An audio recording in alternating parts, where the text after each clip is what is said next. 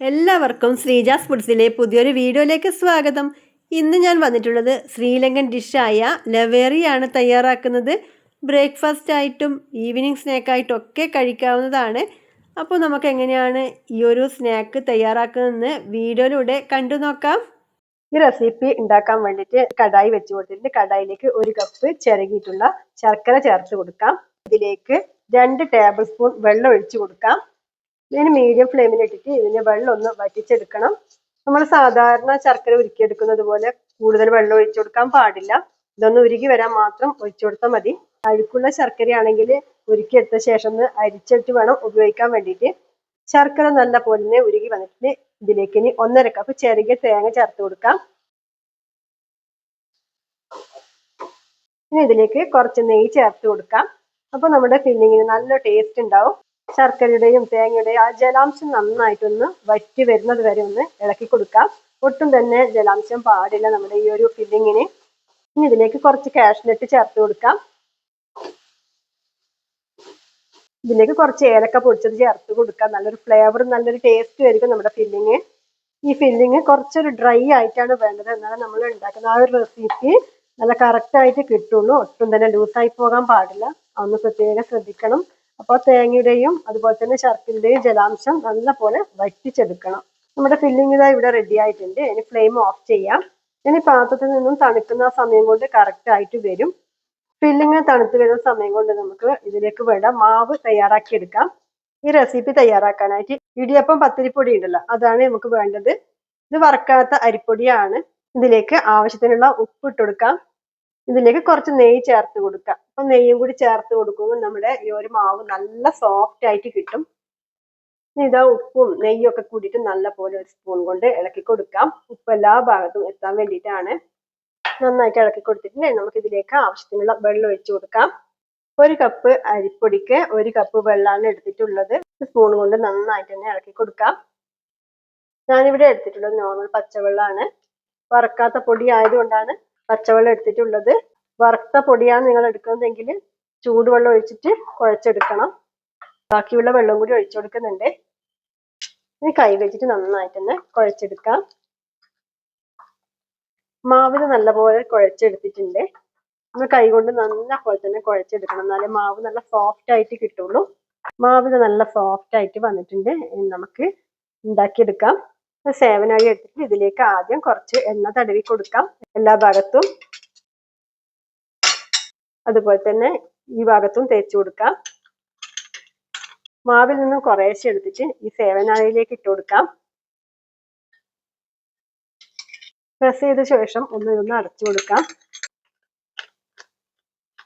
മാവ് ചുറ്റിച്ചു കൊടുക്കാനായിട്ട് ഞാനിവിടെ ഒരു പ്ലാസ്റ്റിക്കിന്റെ കവർ എടുത്തിട്ടുണ്ട്. കുറച്ച് കട്ടിയുള്ള കവർ വേണം എടുക്കാൻ വേണ്ടിയിട്ട്. അതല്ലെങ്കിൽ നിങ്ങൾക്ക് വാഴ ഇലയിലും ചുറ്റിക്കാവുന്നതാണ്. ഈ ഒരു കവറിലേക്ക് ആദ്യം കുറച്ച് എണ്ണ തടവി കൊടുക്കണം. എല്ലാ വശത്തും എത്തുന്ന രീതിയിൽ ഒന്ന് തടവി കൊടുക്കാം. ഈ ഒരു കവറിലേക്ക് ചുറ്റിച്ചു കൊടുക്കാം. ഇതുപോലെ ആദ്യം ഒരു തവണ ഇതുപോലെ ചുറ്റിച്ചു കൊടുക്കാം. അതിനുശേഷം ഇതാ ഒന്നുകൂടി അതിന്റെ മുകളിലേക്ക് ചുറ്റിച്ചു കൊടുക്കാം. നല്ല തിക്കായിട്ടും വരരുത്, അതുപോലെ തന്നെ തിന്നായിട്ടും വരാൻ പാടില്ല. ഈ ഒരു പാകത്തിലാണ് നമുക്ക് വേണ്ടത്. ഇനി നമ്മൾ തയ്യാറാക്കി വെച്ചിട്ടുള്ള ഫില്ലിങ് വെച്ച് കൊടുക്കാം.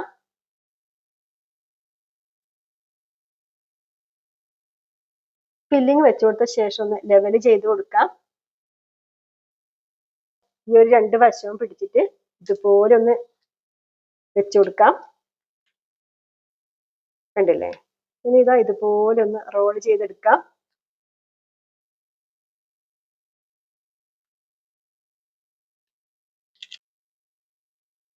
രണ്ട് വശം ഒന്ന് ചെറുതായിട്ട് വിരൽ കൊണ്ടൊന്ന് പ്രസ് ചെയ്ത് കൊടുക്കാം. ഇഡ്ഡലി പാത്രത്തിൽ വെള്ളം വെച്ചിട്ട് നല്ല പോലെ ചൂടായി വന്നിട്ടുണ്ട്. അതിന്റെ തട്ടിലേക്ക് ഒരു വാഴയില വെച്ച് കൊടുത്തിട്ടുണ്ട്. ഇതിലേക്ക് നമ്മൾ തയ്യാറാക്കി വെച്ചിട്ടുള്ള വെച്ച് കൊടുക്കാം. അടുത്തതും ഈ ഒരു കവറിലേക്ക് ചുറ്റിച്ചെടുക്കാം. നേരത്തെ പറഞ്ഞതുപോലെ തന്നെ ആദ്യം ഒരു തവണ ഇതുപോലെ ചുറ്റിച്ചെടുക്കുക. പിന്നെ അതിന്റെ മുകളിലേക്ക് ഒന്നുകൂടി ചുറ്റിച്ചിട്ട് എടുക്കണം. ഫില്ലിങ് റെഡിയാക്കി എടുക്കാം. ഇനി ഇത് നേരത്തെ കാണിച്ചതുപോലെ തന്നെ ഇതൊന്ന് ഇതുപോലെ ഒന്ന് വെച്ചു കൊടുക്കാം.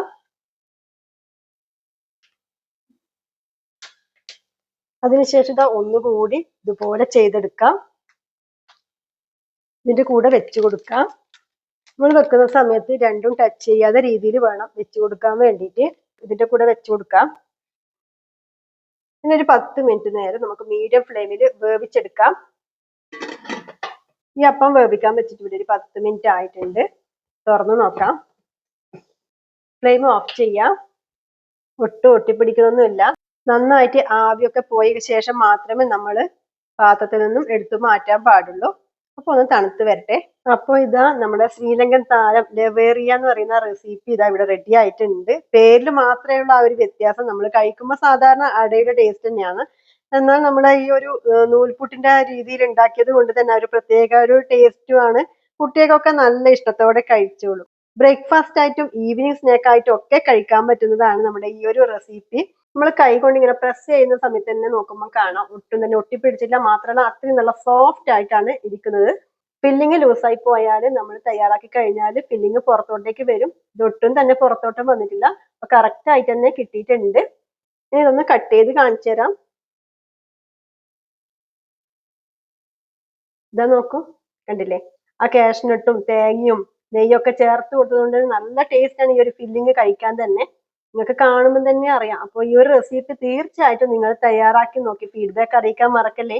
ഈ റെസിപ്പി തയ്യാറാക്കുന്ന വീഡിയോ എല്ലാവർക്കും ഇഷ്ടപ്പെട്ടെന്ന് വിചാരിക്കുന്നു. ഇഷ്ടപ്പെട്ടെങ്കിൽ ലൈക്ക് ചെയ്യുക, മറ്റുള്ളവരിലേക്ക് കൂടി ഒന്ന് ഷെയർ ചെയ്ത് കൊടുക്കാൻ മറന്നു പോവല്ലേ. ഇതുവരെയായിട്ടും ചാനൽ സബ്സ്ക്രൈബ് ചെയ്യാതെ പുതിയ കൂട്ടുകാരാണെങ്കിൽ ചാനൽ സബ്സ്ക്രൈബ് ചെയ്ത് സപ്പോർട്ട് ചെയ്യാൻ മറക്കല്ലേ. സബ്സ്ക്രൈബ് ചെയ്ത് കഴിഞ്ഞാൽ അവിടെ ഒരു ഓൾ എന്ന ഓപ്ഷനും കൂടി വരും. അതിലും കൂടി ഒന്ന് എനേബിൾ ചെയ്ത് കൊടുത്താൽ മാത്രമേ അപ്ലോഡ് ചെയ്യുന്ന സമയത്ത് പുതിയ വീഡിയോസ് നിങ്ങൾക്ക് നോട്ടിഫിക്കേഷൻ ആയിട്ട് കിട്ടുള്ളൂ. പുതിയ നല്ല റെസിപ്പി ആയിട്ട് വരുന്നവരെ നന്ദി, നമസ്കാരം.